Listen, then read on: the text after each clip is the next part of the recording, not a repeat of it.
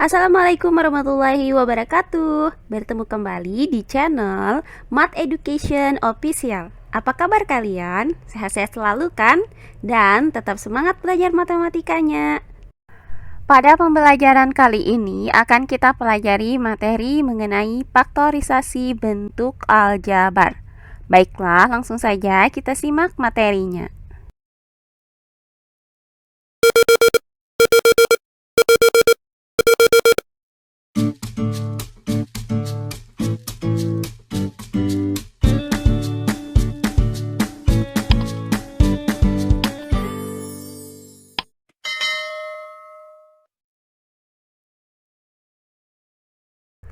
Nah, berikutnya contoh soal yang kedua. Faktorkanlah bentuk aljabar berikut. Nah, di sini terdapat soal A, B, C, dan D. Baiklah, untuk penyelesaiannya adalah sebagai berikut. Untuk bagian yang A yaitu 8AB ditambah 12ABC dikurang 16BC. Nah, bentuk aljabar ini memuat 3 suku, yaitu suku pertama adalah 8AB, kemudian suku kedua 12ABC, dan suku ketiga adalah negatif 16BC. Nah, langkah pertama akan kita nyatakan ketiga bentuk aljabar ini menjadi bentuk perkalian yang memuat faktor persekutuan dari ketiga suku ini. Nah, faktor persekutuan dari 8AB, kemudian 12ABC, dan negatif 16BC ini adalah 4B. Maka kita nyatakan setiap suku ini menjadi bentuk perkalian yang memuat faktor persekutuannya, yaitu 4B. Nah, untuk suku yang pertama yaitu 8AB dapat kita nyatakan menjadi 4B dikali 2A. Kemudian untuk suku yang kedua yaitu 12ABC dapat kita nyatakan menjadi 4B dikali 3AC. Nah, terakhir suku yang ketiga yaitu negatif 16BC dapat kita nyatakan menjadi negatif 4B dikali 4C. Nah, langkah selanjutnya kita gunakan sifat distributif ini. Karena ketiga suku aljabar ini sama-sama memuat faktor persekutuan 4B, maka kita keluarkan 4B-nya. Sehingga dapat kita tuliskan di sini sama dengan 4B.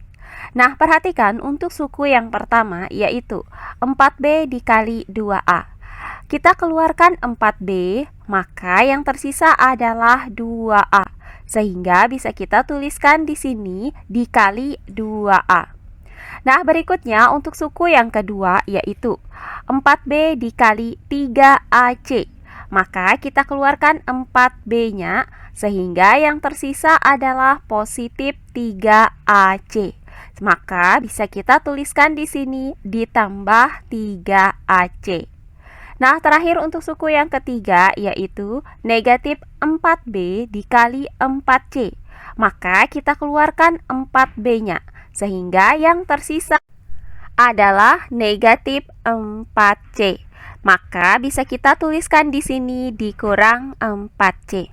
Nah, sehingga didapat faktor dari 8AB ditambah 12ABC dikurang 16BC adalah 4B dikali dengan 2A ditambah 3C dikurang 4C. Jadi, faktor dari bentuk aljabar ini terdiri dari 4B dan 2A ditambah 3AC dikurang 4C. Berikutnya bagian yang B yaitu 2X pangkat 2YZ dikurang 4XYZ pangkat 2 ditambah 8XY pangkat 2Z pangkat 3. Nah, bentuk aljabar ini merupakan bentuk aljabar suku 3 karena memuat 3 suku yaitu 2X pangkat 2YZ, kemudian negatif 4XYZ pangkat 2 dan 8XY pangkat 2Z pangkat 3. Nah, langkah pertama kita nyatakan setiap suku aljabar ini ke dalam bentuk perkalian yang memuat faktor persekutuan dari ketiga suku ini.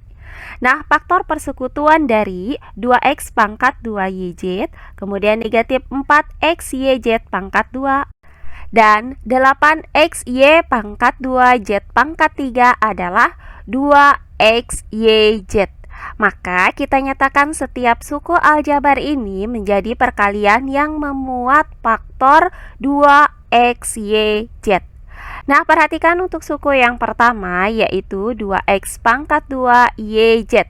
Dapat kita nyatakan menjadi 2XYZ dikali X. Kemudian untuk suku yang kedua yaitu negatif 4XYZ pangkat 2 dapat kita nyatakan menjadi negatif 2XYZ dikali 2Z. Nah, terakhir untuk suku yang ketiga yaitu 8XY pangkat 2Z pangkat 3 dapat kita nyatakan menjadi 2XYZ dikali dengan 4YZ pangkat 2. Nah, langkah selanjutnya akan kita gunakan sifat distributif ini. Karena ketiga suku aljabar ini sama-sama memuat perkalian dengan faktor persekutuan 2XYZ, maka kita keluarkan 2XYZ ini dari masing-masing sukunya. Sehingga dapat kita tuliskan di sini sama dengan 2XYZ. Nah, untuk suku yang pertama yaitu 2XYZ dikali dengan X. Kita keluarkan 2XYZ-nya, maka yang tersisa adalah X. Sehingga bisa kita tuliskan di sini dikali dengan X. Berikutnya untuk suku aljabar yang kedua yaitu negatif 2XYZ dikali dengan 2Z. Kita keluarkan 2XYZ-nya, maka yang tersisa adalah negatif 2Z. Sehingga bisa kita tuliskan di sini dikurang 2Z. Nah, terakhir untuk suku aljabar yang ketiga yaitu 2XYZ dikali 4YZ pangkat 2.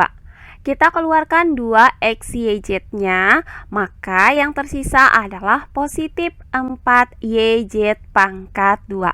Sehingga bisa kita tuliskan di sini ditambah 4YZ pangkat 2. Nah, sehingga didapat bahwa faktor dari 2x pangkat 2YZ dikurang 4XYZ pangkat 2 ditambah 8XY pangkat 2Z pangkat 3 adalah 2XYZ dikali dengan X dikurang 2Z ditambah 4YZ pangkat 2. Jadi, faktor-faktor dari bentuk aljabar ini adalah 2XYZ dan X dikurang 2Z ditambah 4YZ pangkat 2. Oh iya, sebelum kita lanjut, jangan lupa like, komen, dan subscribe channel YouTube ini dan nyalakan lonceng notifikasinya agar kalian tidak ketinggalan video-video terbaru dari channel ini. Serta jangan lupa share video ini sebanyak-banyaknya ke teman-teman kalian agar kita bisa saling berbagi ilmu. Nah, selanjutnya bagian yang C, yaitu XY dikurang YZ ditambah 2X dikurang 2Z. Nah, bentuk aljabar ini merupakan bentuk aljabar suku 4 karena memiliki 4 suku, yaitu XY, kemudian negatif YZ, kemudian 2X, dan negatif 2Z.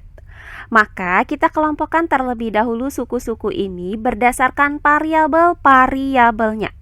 Nah, pertama kita kelompokkan XY dikurang YZ. Nah, di sini kita kelompokkan kedua suku ini karena sama-sama memuat variabel Y.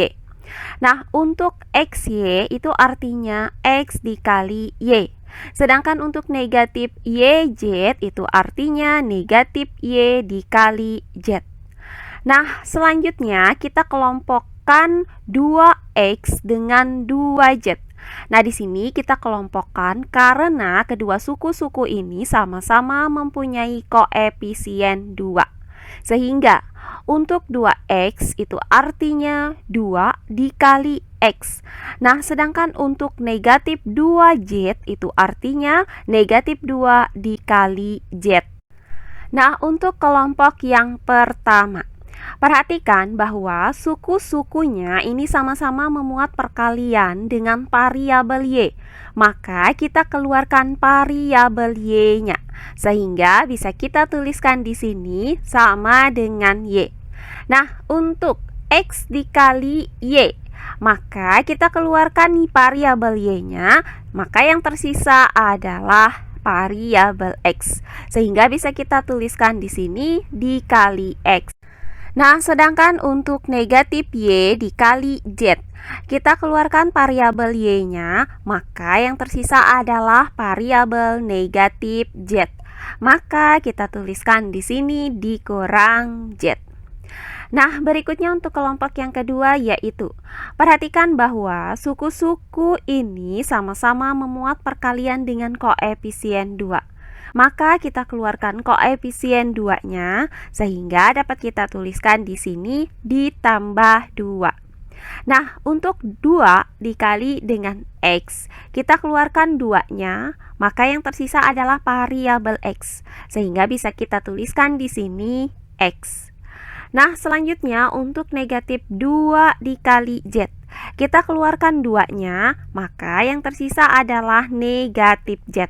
Maka bisa kita tuliskan di sini dikurang Z. Sehingga didapat Y dikali X dikurang Z ditambah dengan 2 dikali X dikurang Z. Nah, perhatikan kembali bentuk aljabar ini. Nah, bentuk aljabar ini pada masing-masing sukunya itu sama-sama memuat perkalian dengan X dikurang Z. Maka, kita faktorkan kembali bentuk aljabar ini dengan cara mengeluarkan X dikurang Z. Sehingga dapat dituliskan di sini sama dengan X dikurang Z. Nah, untuk Y dikali X dikurang Z, kita keluarkan X dikurang Z-nya, maka yang tersisa adalah Y. Sehingga bisa kita tuliskan di sini dikali Y. Nah, berikutnya untuk 2 dikali X dikurang Z, kita keluarkan X dikurang Z-nya, maka yang tersisa adalah positif 2. Sehingga bisa kita tuliskan di sini ditambah 2. Maka diperoleh faktornya adalah X dikurang Z dikali Y ditambah 2. Jadi, faktor dari XY dikurang YZ ditambah 2X dikurang 2Z adalah X dikurang Z dikali Y ditambah 2. Sehingga faktor-faktor dari bentuk aljabar ini terdiri dari X dikurang Z dan Y ditambah 2. Terakhir bagian yang D yaitu A pangkat 2 ditambah 14B ditambah 2A ditambah 7AB.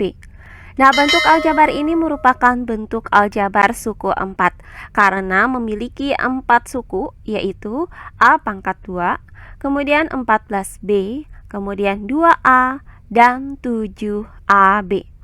Maka kita kelompokkan terlebih dahulu suku-suku ini berdasarkan variabelnya, yaitu A pangkat 2 ditambah 2A ditambah 14B ditambah 7AB. Nah, di sini kita kelompokkan A pangkat 2 ditambah 2A karena kedua suku ini sama-sama memuat variabel A. Nah, untuk A pangkat 2 ini dapat kita tuliskan menjadi A dikali A. Sedangkan untuk positif 2A ini dapat kita tuliskan menjadi positif 2 dikali A. Nah, berikutnya kita kelompokkan 14B ditambah 7AB karena kedua suku ini sama-sama memuat variabel B. Nah, untuk 14B ini dapat kita tuliskan menjadi 7B dikali 2. Sedangkan untuk 7AB ini dapat kita tuliskan menjadi 7B dikali A. Nah, untuk kelompok yang pertama, perhatikan bahwa setiap suku-sukunya itu memuat perkalian dengan variabel A. Maka kita keluarkan variabel A-nya, sehingga dapat kita tuliskan sama dengan A. Nah, untuk A dikali A, kita keluarkan A-nya, maka yang tersisa adalah A. Sehingga bisa kita tuliskan di sini dikali A. Nah, sedangkan untuk positif 2 dikali A, kita keluarkan A-nya, maka yang tersisa adalah positif 2.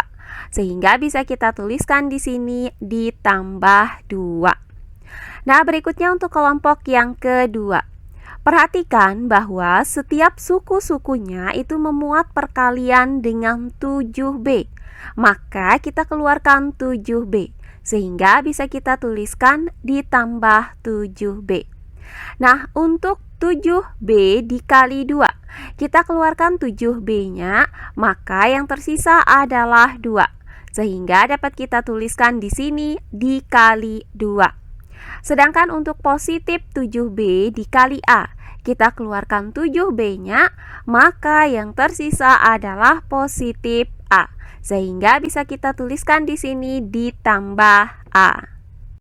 Sehingga didapat A dikali A ditambah 2, kemudian ditambah dengan 7B dikali 2 ditambah A. Nah, perhatikan bahwa A ditambah 2 ini sama dengan 2 ditambah A. Karena pada operasi penjumlahan itu berlaku sifat komutatif. Maka dapat kita tuliskan kembali menjadi A dikali 2 ditambah A ditambah dengan 7B dikali 2 ditambah A. Nah, perhatikan bahwa perkalian suku-suku aljabar ini sama-sama memuat faktor 2 ditambah A. Maka kita keluarkan lagi 2 ditambah A-nya. Sehingga bisa kita tuliskan di sini sama dengan 2 ditambah A. Nah, untuk suku yang pertama yaitu A dikali 2 ditambah A, kita keluarkan 2 ditambah A-nya, maka yang tersisa adalah A. Sehingga bisa kita tuliskan di sini dikali A. Nah, sedangkan untuk suku yang kedua yaitu positif 7B dikali 2 ditambah A, kita keluarkan 2 ditambah A-nya, maka yang tersisa adalah positif 7B. Sehingga bisa kita tuliskan di sini ditambah 7B. Maka didapat faktor 2 ditambah A dikali A ditambah 7B. Jadi didapat bahwa faktor dari A pangkat 2 ditambah 14B ditambah 2A ditambah 7AB adalah 2 ditambah A dikali dengan A ditambah 7B. Sehingga faktor-faktor dari bentuk aljabar ini terdiri dari 2 ditambah A dan A ditambah 7B. Nah, demikian pembelajaran kita kali ini mengenai faktorisasi bentuk aljabar. Semoga penjelasan dari saya mudah dimengerti oleh kalian semua. Jika ada yang kurang dipahami, silahkan kalian tulis di kolom komentar. Baiklah, untuk pembelajaran kali ini saya cukupkan sampai di sini.